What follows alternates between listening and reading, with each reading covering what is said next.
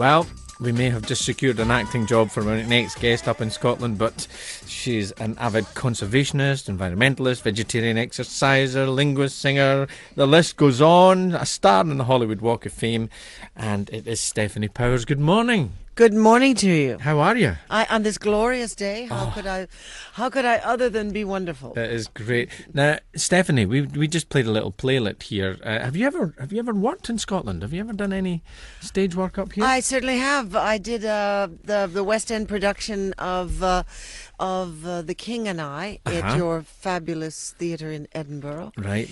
And we played there for 6 weeks.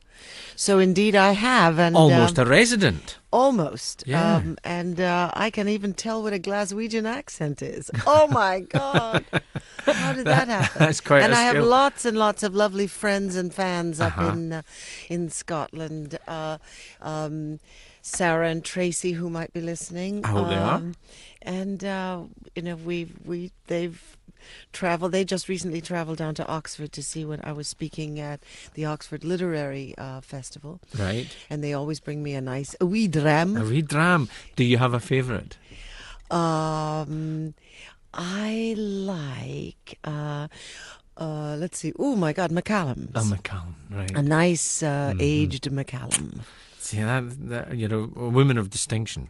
Oh, yes. Oh, how nice. I have Actually, to say, the family that owned Macallum, the Scotts, he is a screenwriter. Is that so? And he wrote the screenplay for a miniseries, a television miniseries that I did, and was one of the producers on, about the life of Beryl Markham. And he kept writing in. Beryl Markham was the first person to fly the Atlantic solo going west. And she grew up an amazing woman. She grew up. Lindbergh said it couldn't happen because in those days, because no aircraft that was available at that time was able to carry enough fuel. But she did it, and she was brought up in Kenya, and many of the people, I brushed shoulders with her a couple of times, but she was a real man's woman. Right. She didn't like ladies, she loved her boys, and she loved men who flew, so because that was her great treat. And she was quite a character, and everybody I know in Kenya, where I also make my home, yes, I want to talk to you about knew Kenya. her, so it was a labor of love. But when Mr. Scott constantly wrote in that she took a drink of, she poured herself a Macallum's. I said, no, she drank vodka. He said, I know, but it's the family business. And Not I in said, this movie she didn't. He moonlighted as a screenwriter, but his real family business was Macallum's. I'm just looking at the cast list for Beryl Clutterbuck Markham. You worked with our Brian Cox. I did indeed. Yeah, great Dundonian actor, so you'll know a Dundee accent as well. Trevor Eve as well, Niamh Cusack. Yes. James Fox, my goodness. Yeah, a lot of British acting aristocracy in there. Yeah, it was a lovely cast. And Claire Bloom. Of course. Now, let's talk a wee bit about Kenya, because it is someplace that you've got very strong ties with, even to this day. How is the conservation project going on out there? It's doing very well. I mean, it's good and bad news. The good news is that our education center is now serving 11,000 students a year. The bad news is that we have to serve 11,000 students a year because there is nowhere else where they can get the kind of information that we disseminate. We offer not only... our conservation deals with, our objective is wildlife conservation, but since the future of wildlife is in the hands of people, we have to offer people alternatives to habitat destruction for themselves and for the animals. Obviously, the animals can only be preserved if they have habitat in which to be preserved on. And if people don't use prudently the land that they have, which frequently happens because they're not, many of the tribes are basically nomadic, and they don't really have the sense of understanding how to take care of the land that they're now having to settle on, and that they can no longer just move off when it becomes infertile. So we teach alternatives to the loss of those habitats for themselves through simple means which are non-toxic, which use renewable resources, which are inexpensive, and they're not having to go down to the corner store or wherever that corner might be and buy some virulent chemicals which have been outlawed in other countries and wind up in the third world. We don't want that to happen because these terrible chemicals get into the watershed, destroy the quality of the water for humans and animals. And we are now seeing one of the terrible things about the danger of losing the top predator in our part of the world, which is considered to be the lion. Lions are actually now endangered in Africa.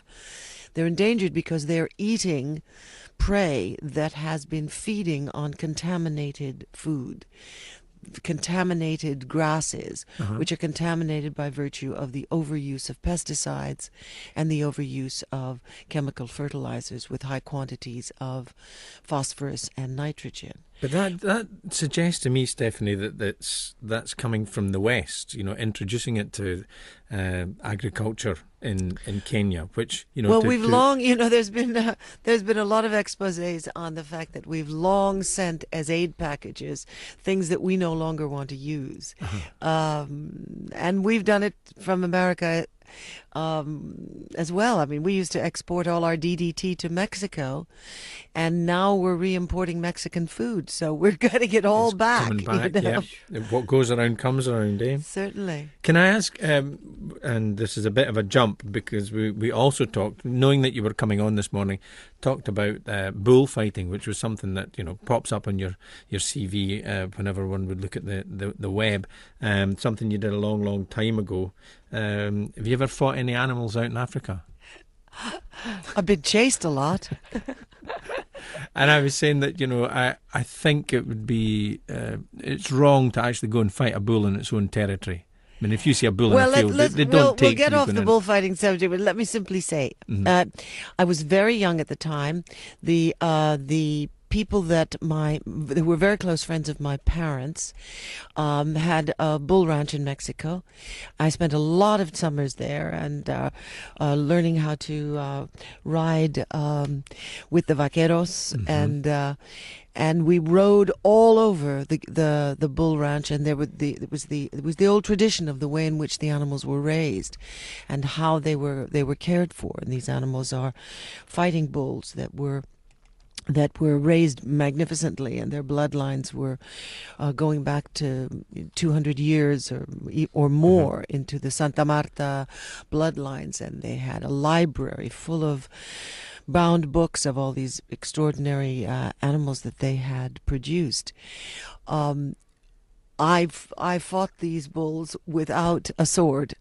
Right. I did not kill them, and so I can't say that I caped them, and they hit me a number of times, and I hit them back, but they didn't feel it as much as I did.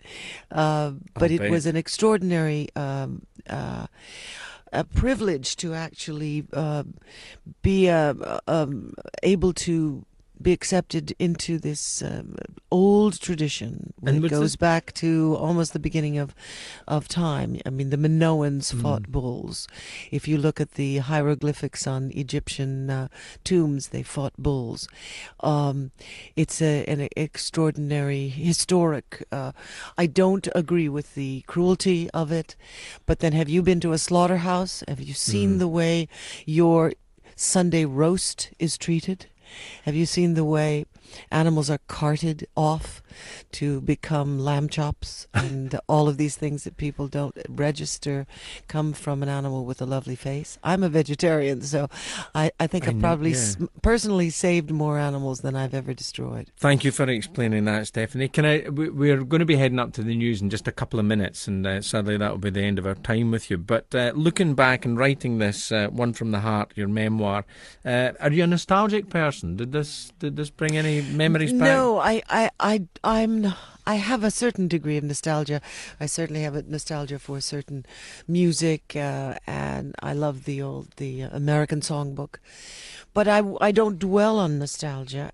I certainly did not think about writing a book, and certainly wasn't interested in writing about myself because I've never thought I was terribly interesting.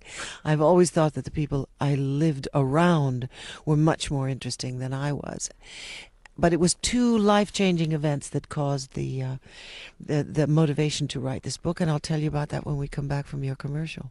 Well, it's the news that we're going to be heading up to, but if you can stick around, that'd be great. You can tell us about those. Oh, maybe I can't stick around. I've got another somebody to talk to. Well, look, Stefanie, it's been a great pleasure to talk to you this morning. Thanks very much for joining us. My pleasure, thank you. The book is out now, Stefanie Powers, One from the Heart. It's her memoir, which I'm going to take. I've got a long weekend. And if it's not in the shops, you can get it on Amazon. Amazon as well, online, folks. But buy the UK version. Get the UK version, she's saying. That's Stefanie Powers. Thank you very much indeed. I guess we didn't get time to ask her if she could come up and take part in the little two-hander that the two Annas were doing this morning in the coffee play. There you are, and so much I wanted to talk to